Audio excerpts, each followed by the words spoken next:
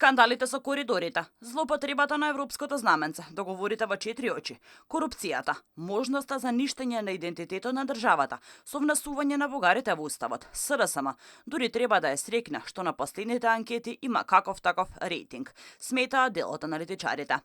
Убедливото водство на ВМРО ДПМН не е изненадување, ако се има предвид цврстото водство на партијата и битката за спас на државата. Се должи на огромниот криминал и корупција што се случува во Македонија и сите оние, да ги кажам, работи поврзани со Бехтелиенка, судскиот совет, да поддршката што ја даваат на градоначалничката на Скопје. Сето тоа влијае да ВМРО има толкав рейтинг во однос, толку поголем рейтинг во однос на СДСМ. Според последната анкета на ИПИС, ВМРО ДПМН ужива повеќе од 7% доверба од граѓаните пред СДСМ.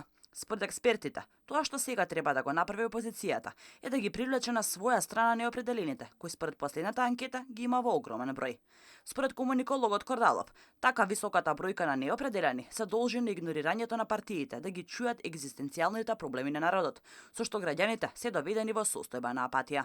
Советува конечно политичките актери да го зборуваат јазикот на гласачите и да се фокусираат на вистинските проблеми, ако сакаат да ги придобијат оние кои немаат доверба во нив. Советот, како и секогаш останува, конечно да се адресираат проблемите што луѓето ги мачат, тоа е економијата, тоа е грижата и стравот за екзистенцијалните цени на производите и слично. Тоа се теми поврзани со сето на кое што се нарекува можда за невработување, бегство на младите од Македонија и така натаму и така натаму.